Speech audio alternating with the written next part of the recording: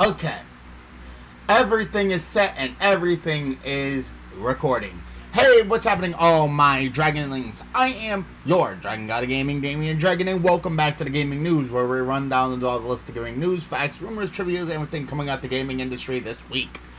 Today, we got something on Windows 11. We got something on the first 8K game that came to the PlayStation 5, and we also have something on Splatoon.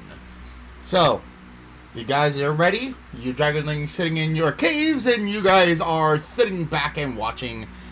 Let's get this started. You guys know that I'm still doing Midnight Club, so let's keep on going. First off, Windows 11. Yes, Windows 11, the new the new update to the Windows software. I'm still running at Windows 10, but Windows 11 is still here. This is new stuff, but maybe hold off for a little bit before you get Windows 11. Especially if you're a gamer. This is coming from PCGamer.com. This is written by Dave James, and he writes, or they write, Windows 11 will hobble gaming performance by default on some pre-built PCs. Microsoft will be enabling VBS on most new PCs over the next year, and that can tank PC gaming performance by around 25%. Despite Microsoft's claims that if you're a gamer, Windows 11 was made for you, you'll need to watch out for future pre-built PCs with the new OS factory installed. That's because the Big M is enabling more security features in PCs by default, and one in particular can seriously tank gaming performance. In our testing, that can add up to as much as a 28% drop in average frame rates, and you thought a TPM 2.0 restrictions were a pain. That sort of frame rate delta is like dropping down an entire tier of graphics card, and in these days, where GPUs are so hard to come by, Microsoft gimping the performance of the chip in your new build machine would surely be hard for gamers to stomach. The issue is virtualization-based security, a setting introduced into Windows 10 which uses hardware and software virtualization to enhance the security of your system. It basically creates an isolated subsystem that helps prevent malware by screwing your PC. Microsoft explains it as follows. VBS uses hardware virtualization features to create an isolated secure region of memory from the normal operating system. Windows can use this virtual secure mode to host a number of security solutions, providing them with greatly increased protection from vulnerabilities in the operating system and preventing the use of malicious exploits which attempt to defeat protections. It's feature mainly intended for enterprise customers to be able to lock down the corporate PCs they drop into their offices and make sure they don't get compromised. And if you're upgrading from Windows 10 to Windows 11, then you don't have to worry about VBS being enabled, unless you were already running an enterprise version of the older OS. That is, the issue comes from receiving a machine which has had an OEM build of Windows 11 installed on it. In a post from late August, the one which introduced the PC Health Check app for Windows 11 insiders, Microsoft again talks up the enhanced security features of the new OS. Jesus, this thing goes for a while. Basically, this is what they're trying to say. The security system is a lot more of their whole processing power for the system. And with stuff like this being required, it takes away from any of the takes away from the GPU, which will drop down, the frames by 28%. And for gamers kind of like me, which need those frames, it is absolute horse shit. But if you want to run the new operating system, you're gonna need to. In all honesty, I think it's what is gonna be best at the moment. Is that if you are just upgrading from Windows 10 to Windows 11, then you're possibly going to be fine. But if you're running an enterprise OS, like I'm running a home version. So I'm pretty much safe from that. But if you're not, then you might want to keep Windows 10 for now. Just saying. Anyway, certain stuff like this kind of ruins gaming on, certain platforms, which kind of sucks. Because, but it's really not that bad when you think of the security detail, in all honesty. I can understand where Microsoft is coming from. I don't normally like to take the side of the company, but in all honesty, the OS really needs to be protected. People have been getting, hacked a lot. And having a way to just lock down your system is perfect. And with a good amount of features more toward the secure protection of your system, then I think that's not that bad of an idea. So, maybe we'll dumb down certain computers. I just would watch and make sure that certain sections of your computer is, navigated toward the GPU. Because some of you guys, when you build your computers, you have a lot of graphic cards, and you guys make sure that you guys can run such a thing without dropping too much. So, in all honesty, this probably wouldn't, destroy anything, but at least they're letting us know. Anyway, let's jump from one software to a resolution. HK, the upgrade from 4K. This type of shit is something that we're gonna all be experiencing with 8K OLED TVs coming out and all the likes. But gaming is obviously getting in on the action. You guys know how this is gonna be running. So, this is coming from Kotaku.com, and this is written by Zach Sweezen, and they write, the first ever 8K 60 frames per second game hits PS5. The Tourist renders at 8K resolution, even though PS5 can't output that high yet. The Tourist, first released on Switch in 2019 and Xbox in 2020, has finally made its way over to PS4 and PS5. But the PS5 port of this tropical adventure filled puzzler carries a special distinction. Sorry, I was wondering, did I change over my screen real quick? I get those, brain fart moments. You know what I mean? It's the first 8K 60 FPS console game ever officially released. But don't go rushing out to buy an 8K TV just yet. Developed by Shin and Multimedia, the Tourist first hit Nintendo Switch in November 2019. Following that, it ended up on Xbox One in 2020, and then later a newly enhanced port became an Xbox Series X and S launch title. These newer ports looked great thanks in large part to the clean, colorful, voxel-like visuals of the original game. It's thanks to this clean and simple art style and some hardware differences to the PS5 that the devs have been able to ship the first console game at render at a true native 8K resolution. That's right. The Tourist on PS5 can run at an internal resolution of 7,680 by 4,320. And according to Eurogamer and Digital Foundry, the devs say that they've achieved this remarkable performance milestone with no temporal super sampling, chickboarding, or DLSS-like upscaling, or any other fancy tricks. This game is actually really running at 8K 60 FPS. Digital Foundry released a video explaining how the Tourist on PS5 is able to look and run so well at such a high resolution. The first thing to keep in mind is that while the game is running at a full 8K res, the actual game on your TV is only presented in 4K. So what's going on? Well, this all comes down to the fact that, at least for now, Sony's PS5 doesn't actually support 8K output. Now, the PS5 box or console shipped in might have advertised that, but for now, Sony hasn't passed the console to support this higher resolution. But that doesn't mean rendering the game at 8K is a waste of time. Instead, the devs are using this increased internal res as a form of super sampling anti-aliasing, which means the graphics on screen have cleaner, softer edges with fewer jaggies and simpler artifacts. While the game displays at 4K for now, the devs told Eurogamer that when Sony decides to finally update the PS5 to support 8K output, it would only take a very small patch to let folks play their game in full on 8K.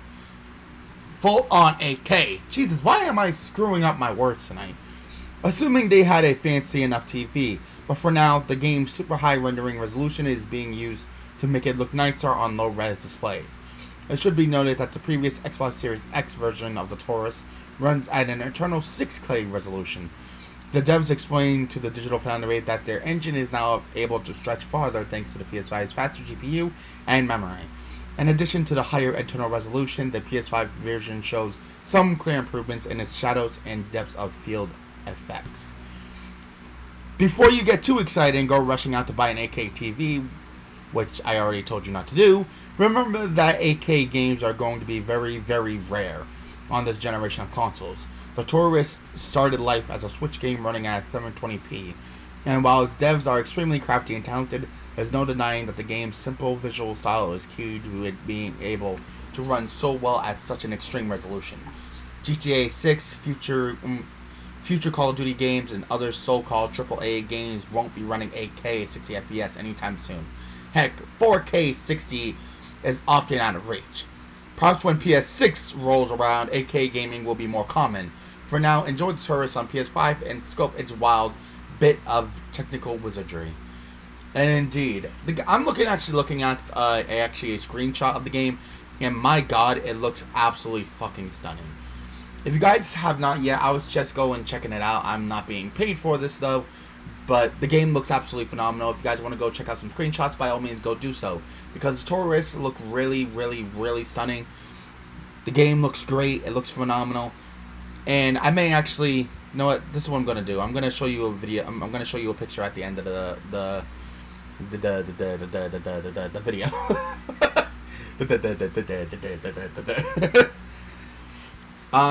The game looks stunning. I don't really know too much about the Taurus. I haven't actually did too much research on it, but I did hear that the game looks extremely phenomenal. The game is like a run around, like just doing random shit, but it just seems like a really cool, like visual style, and it just looks really great at low resolutions, even though it's not 8K. So, do I think it looks absolutely phenomenal? Yes. So, I suggest go checking it out for yourself if you guys want to see anything like the trailer. Again, I can't personally show off the trailer. I don't have permission to do so. I would if I could, but I can't. So, yeah. Anyway, from one game to another, Splatoon, and its new release, Splatoon 3. Yes, Splatoon 3. If you guys didn't listen to my one of my last gaming news, where I ran down the Nintendo Direct, Bayonetta 3. Splatoon 3 is coming to consoles, and oh my god, yes. We all know that people are going to be going out their damn mind to play this game. So, Splatoon 3 release date update shared by Nintendo Insider. This is written by Tyler Fisher, and this is from comicbookgaming.com, or just comicbook.com. And they write, a Nintendo Insider has provided an update on when Splatoon 3 will release. Last month, Splatoon 3 reared its head during the Nintendo Direct with a new trailer and details, but no release date beyond 2022. This hasn't changed, but a prominent Nintendo Insider has shed light on the game's release date and provided more specificity. Oh my god, seriously. Specificity. Oh my god. More specifically than 2022. And according to this insider, the game may not be very far away. Talking to Twitter, the Nintendo Insider in question, Samus Hunter, revealed that Nintendo is aiming to have the game out before the end of the physical year, which is, say, the first half of 2022. That said, the reason a date hasn't been given is because Nintendo still isn't sure if it will hit at the start of the new year or more toward the end of the physical year. Splatoon 3 is planned for the end of the physical year, said Samus Hunter. Nintendo is banking on it, and it doesn't want to come up short with updates. So it prefers to be prepared. Splatoon 3 has not been given a period because unless there are huge delays, they are still not sure if it will be winter or spring. Unfortunately, this is the extent of the report, and of course, what is here needs to be taken with a grain of salt. While the source in question has proven reliable and reputable in the past, it doesn't change the fact that this is all unofficial and subject to change. Splatoon 3 is officially scheduled to release sometime in 2022 via the Nintendo Switch, Nintendo Switch Lite, and Nintendo Switch OLED. Before you can read more about it, courtesy of an official blurb from Nintendo. Okay. This is where we're going to be going after. So, by the end of the fiscal year, basically either in spring of 2022, we're going to be probably getting them. Or more toward the winter months of 2022. So, somewhere near that end. So, starting of spring, so May, June, July. Well, sorry. January, February, not Feb. Oh my god. So, March, April, or May could be around the time where Splatoon 3 can come out, or around October, November, or December of 2022. We're not very sure what's going on, but to be honest, I think it's worth the wait. Splatoon 3 is gonna be a really big game, and in all honesty, I think that's a good idea to have, it be so far away, because, let's face it, certain shit needs to be done to make sure that these games are covered real good. Wait, end of the fiscal year, so basically, wow, it could be either November or December of this year, or, May, June, sometime in next year. I think that's what they're trying to say. Jesus, I'm stupid sometimes. But we need to give these games some time to clear the air. We can't always be like, yo, I want this game right now, and then we're gonna bitch about it because it's not gonna be finished. And then we're gonna bitch and complain, moan, bitch, complain, moan, bitch, and complain. I think some games need to be given the time that it needs to breathe and get itself done. The more we, crave this game and we beg the developers just to release it, the more we're not going to be able to get the games we desire at the right point that we desire it. Take a look at some games that really, came out too early. WWE 2K20. For example. Anyway. I did promise to put up a visual of the tourist. Oh, what the fuck? No, not get. Alright, hold on. Yoink. Yoink. But. And boom. There we go. Tell me that this game does not look good. This is an actual screenshot of the game. Well, sort of. You guys get the point. The game looks fucking phenomenal. Just saying. It looks great. This is what 8K can probably really do. More like this is running at more 4K, 6K, but you guys know what I mean. So now, this is what I was trying to say. It looks fucking great. So, Anyway, ladies and gentlemen, thank you guys so much for watching. You guys are phenomenal.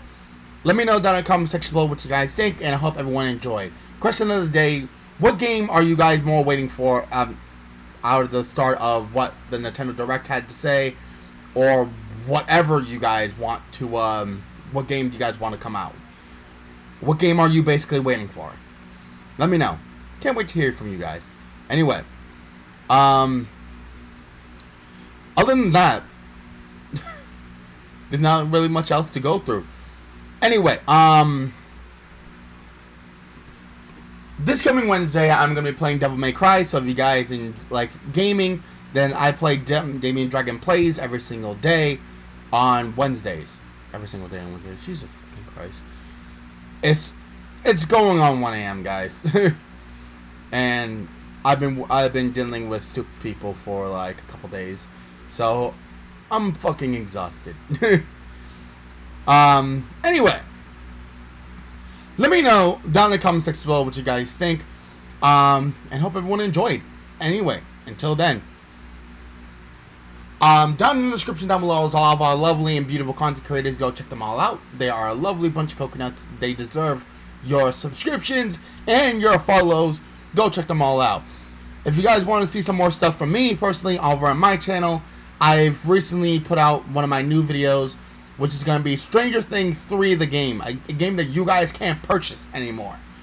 So go ahead and go check that out for the month of October. I wanted to go do some scary games. So this is going to be a wonderful, wonderful prelude. So I can't wait for you guys to go check that out. Also, on the on my channel, you guys can go check out Pokemon X, which is always on every Wednesdays. Fridays, Kingdom Hearts. And also on Sundays, I'm playing Mass Effect 2 and Shinobi. Scene for today is Wednesdays. Sunday, you guys can go check out Mass Effect 2 in about an hour and a half. So go ahead and check that out. So come over to my channel and check it out. Anyway, till then, ladies and gentlemen, I hope you guys enjoyed. But it's time for us to end off. Anyway, good gaming, happy hunting, and I'll see all you Dragonlings back inside the world of gaming news. Hope you guys enjoyed, and I'll see you guys next time for some more Damian Dragon action. Peace.